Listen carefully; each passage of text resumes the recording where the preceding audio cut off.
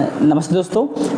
आप देख सकते हैं हम लोग का ये एक और वीडियो आ चुका है, दैट इज़ वीडियो नंबर 15। अभी हम लोग ने इसके ठीक पहले मतलब कल के लेक्चर में बेसिकली हम लोगों ने देखा था आईओसी का कंप्लीट सेगमेंट, जहाँ पे 2 लेक्चर कंप्लीट हमारा लग गया आईओसी को टोटली वाइंड अप करने में।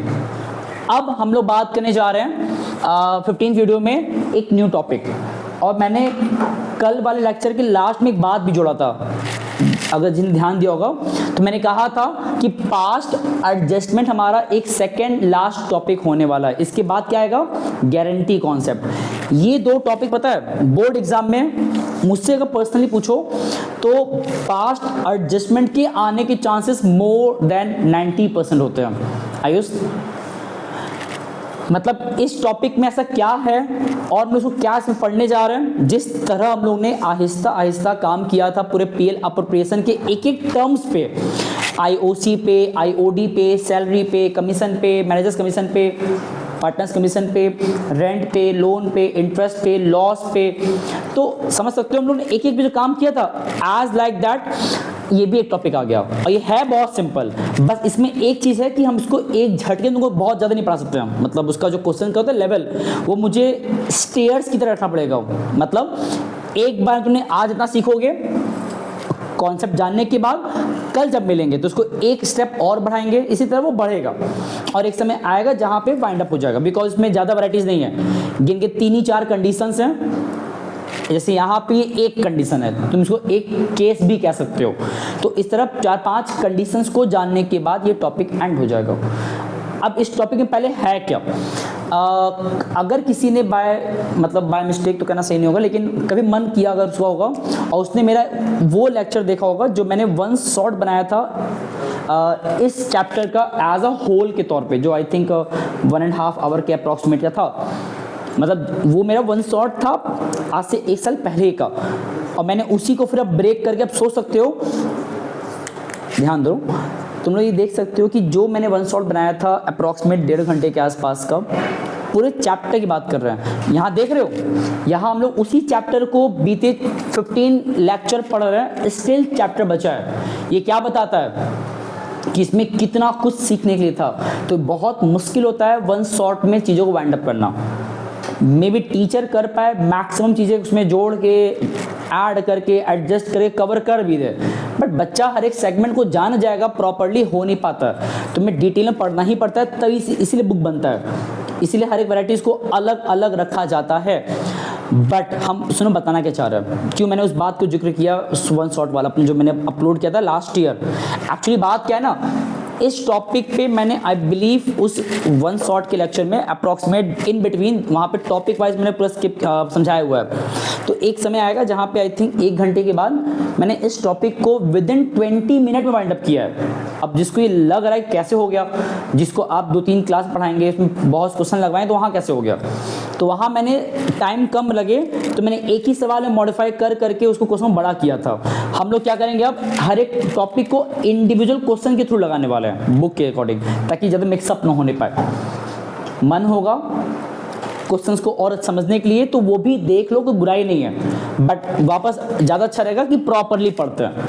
अब इस टॉपिक में खास क्या है, नाम से भी क्लियर है, जो भी हमने अपने पास्ट के एंट्रीज बना चुके हैं उसमें एडजस्टमेंट करना। ये एडजस्टमेंट क्या होता है? Not rectification. तो वहाँ जाके उसको मॉडिफाई नहीं कर रहे हो। बहुत बार क्या होता है ना कि पार्टनरशिप फर्म जब चल रहा होता है तो हम लोग कुछ गलतियां भी कर सकते हैं। लाइक फॉर एग्जांपल, किसी पार्टनर ने बहुत दिमाग लगा करके धीरे से, होता नहीं बहुत बड़ा कि उसने ध्यान नहीं दिया, कोई दूसरा पार्टनर ध्यान नहीं दिया, तो जितना रेट ऑफ इंटरेस्ट मिलना था आईओसी का 10% मान लो, उसने कुछ लूप होल्स के थ्रू उसको ही पूरा रिकॉर्ड करना था, उसने जानबूझ करके 10 के बजाय 12% खुद को दे दिया।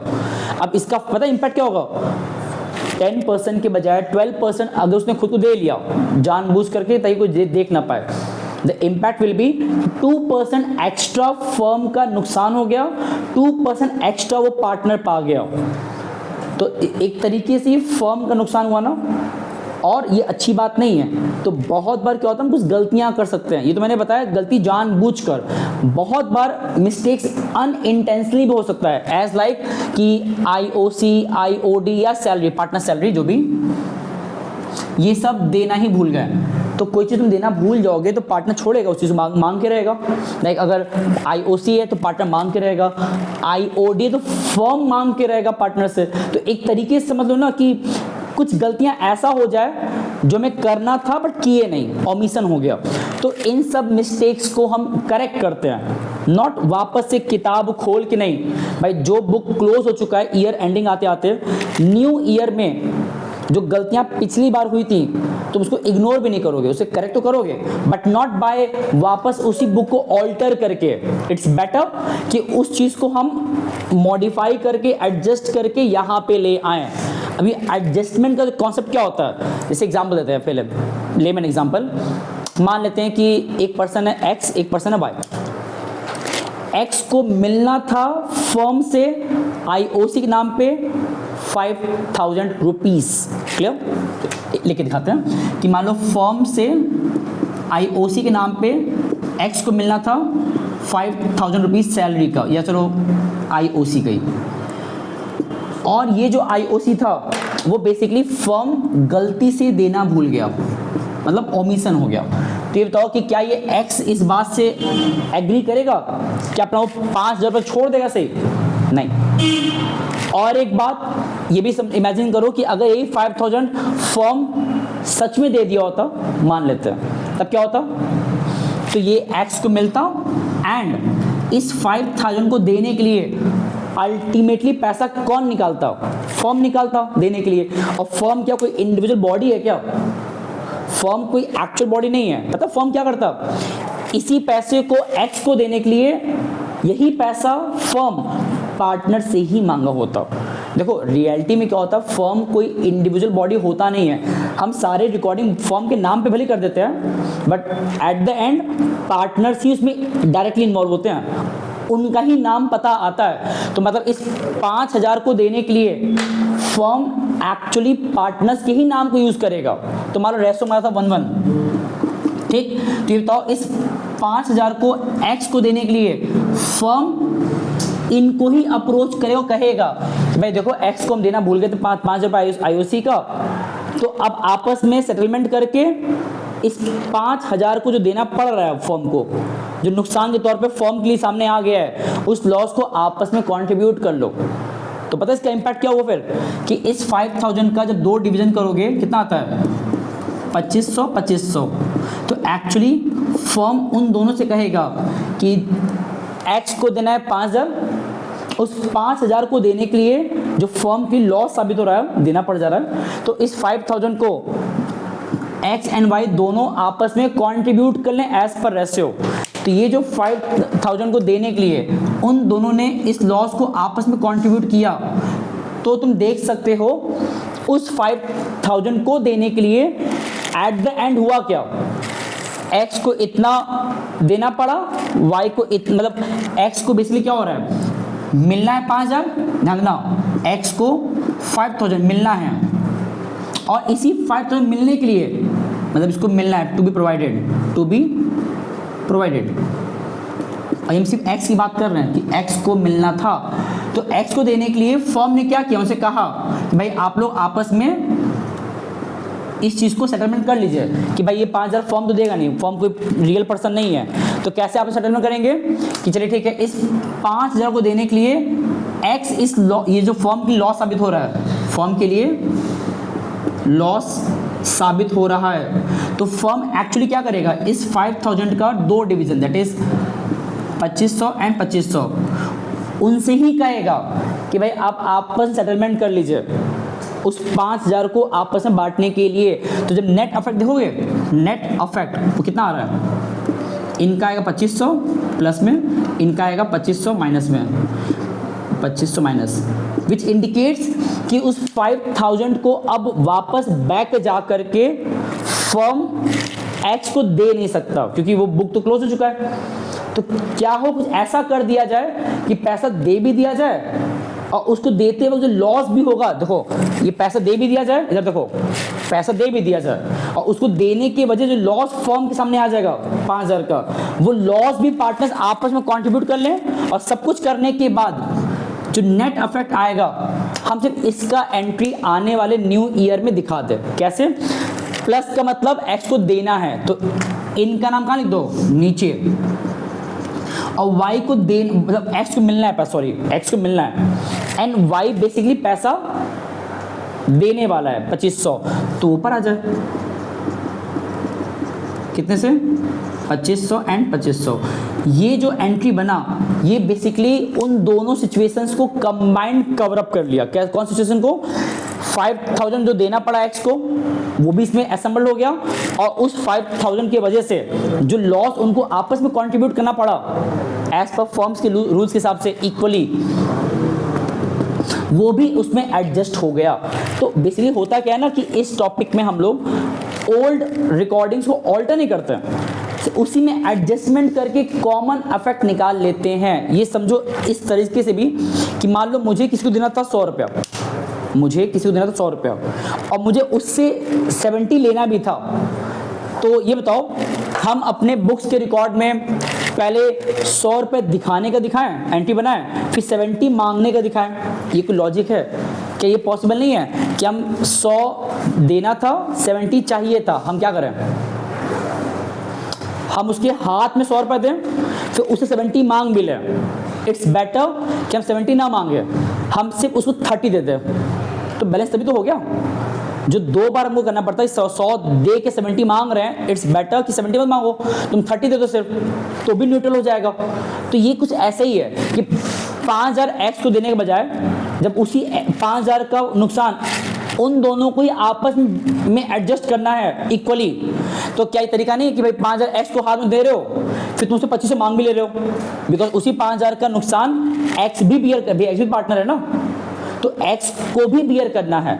तो फर्म क्या बोलेगा? भाई ठीक है, आपको 5000 देने वाले थे हम, फिर उसी 5000 की वजह से आप पे ही 2500 का लॉस भी आने वाला था एज पर रूल्स के, वाई को भी लॉस बियर करना पड़ेगा, बट एक्स को भी करना पड़ेगा। तो फर्म क्या बोलेगा कि आप 5000 मत लीजिए, जब आपको 2500 देना ही पड़ेगा एट द एंड, तो इट्स बेटर आपको 2500 लीजिए, और बाकी 2500 वाई दे देगा। किसा बराबर हो गया?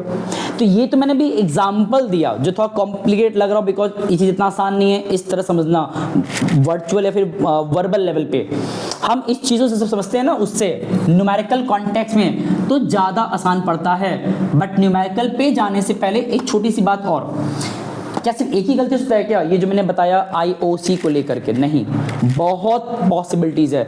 ओमिशन है, हमने प्रॉफिट ही गलत रेशियो में बांट दिया, बांटना था इक्वली, बांट दिया किसी और रेशियो में, तो प्रॉफिट गलत बांट देना, आईओसी आईओडी गलत बांट देना, सैलरी बांट देना गलत तरीके से नहीं बांटना, इन एरर्स को हम लोग एक्चुअली दोबारा से बुक ओपन करके उसमें ऑल्टर ना करके हम उसका एक सिंगल, देखो 2 तरीके होते हैं, यहाँ लिखा भी है, एक सिंगल एंट्री पास कर सकते हैं जो भी डिस्कशन कर रहे थे, और तुम्हारे बोर्ड एग्जाम में मोर देन 95% केस में यही वाला आता है, एंड बाकी रेयर केस में वाला आता है। ये होता ईजी है, बट इसको डिस्कस करेंगे लास्ट में।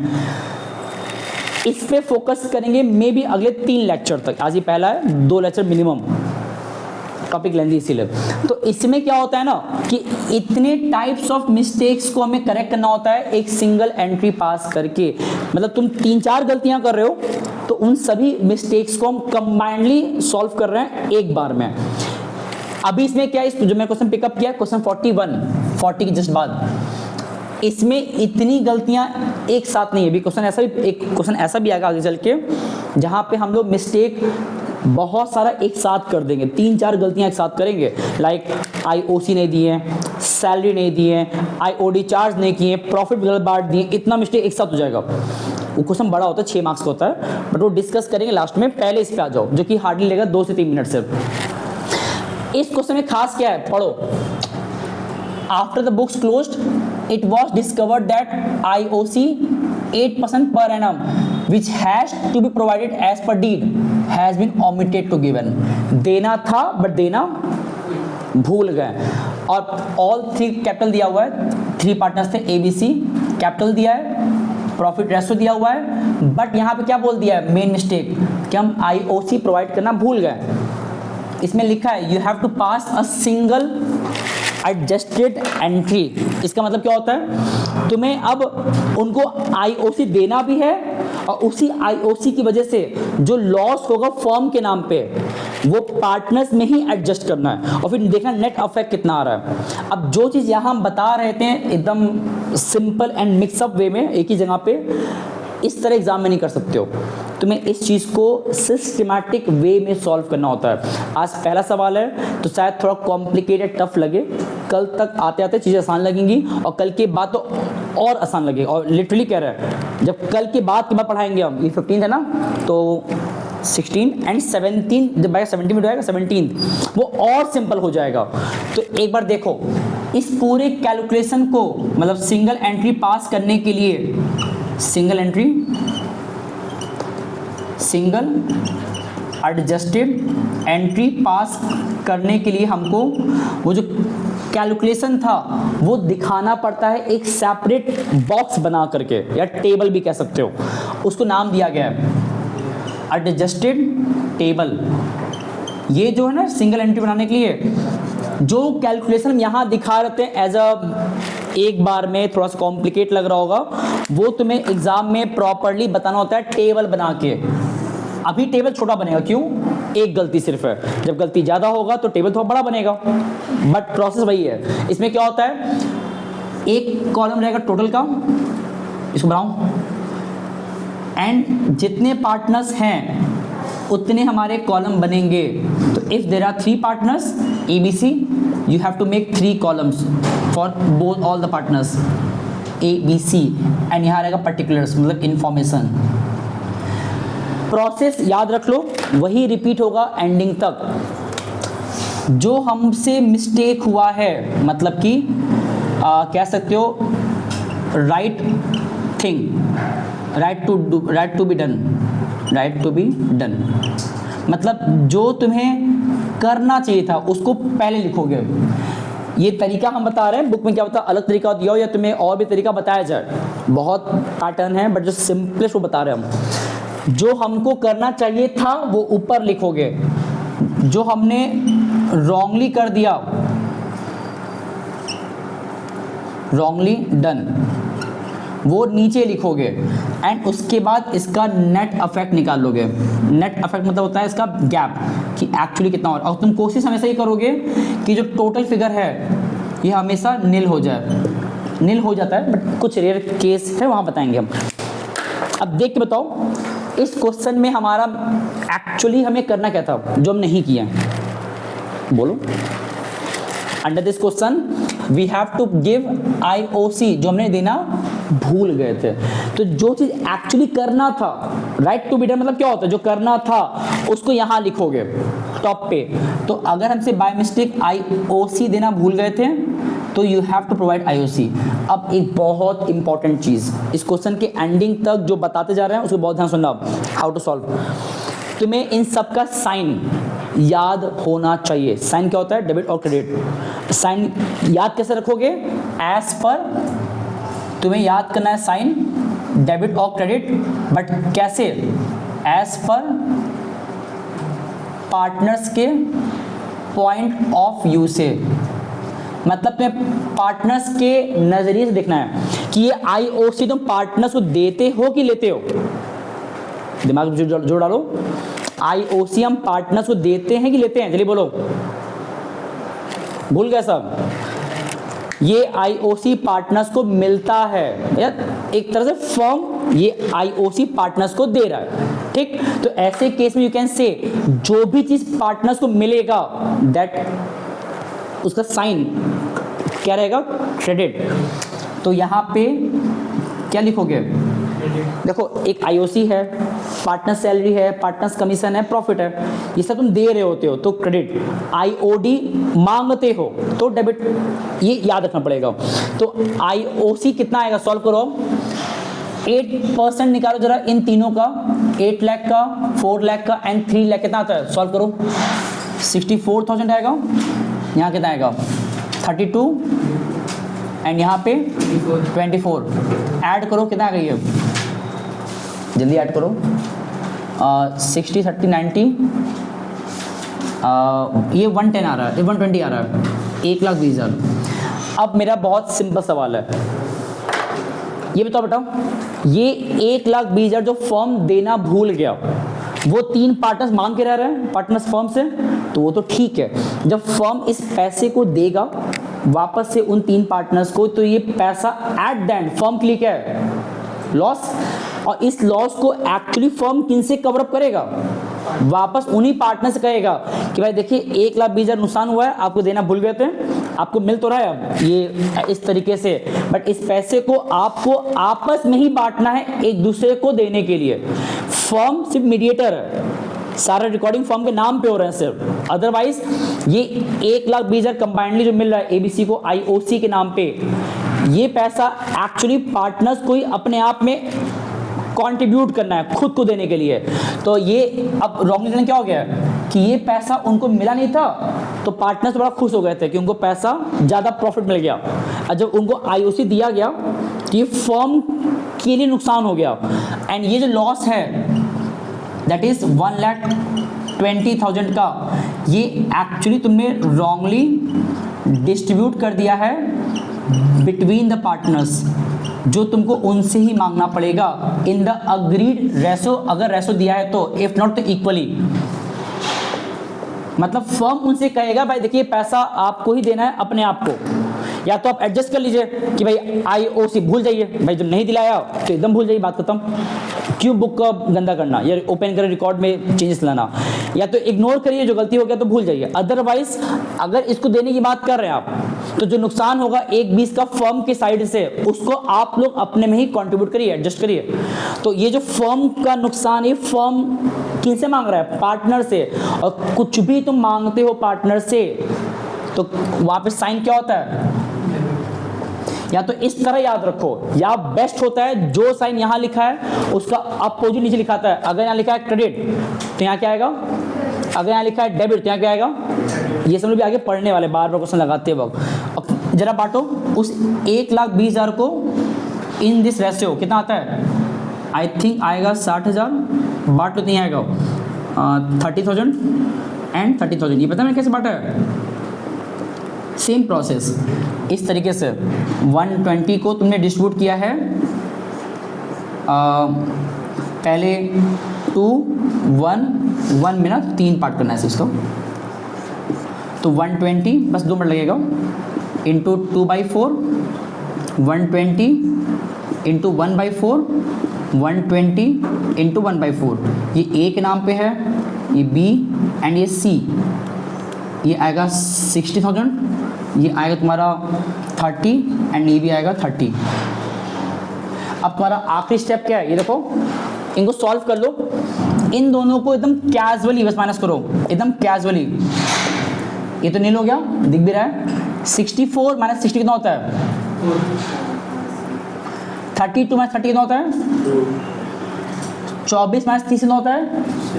मैथमेटिकली माइनस 6 होता है ना, बट तुम्हें क्या करना है? माइनस प्लस नहीं लगाना है, बस नंबर लिखो, कितना आएगा?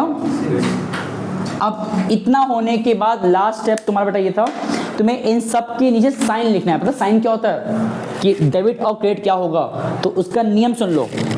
इन दोनों बड़ा कौन था? बड़ा कौन था? 64 बड़ा था ना, साइन क्या उसका? तो यहाँ पे क्रेडिट लिखाएगा। इसमें बड़ा कौन है? 32, साइन क्या है? यहाँ बड़ा कौन है? 30, साइन क्या है?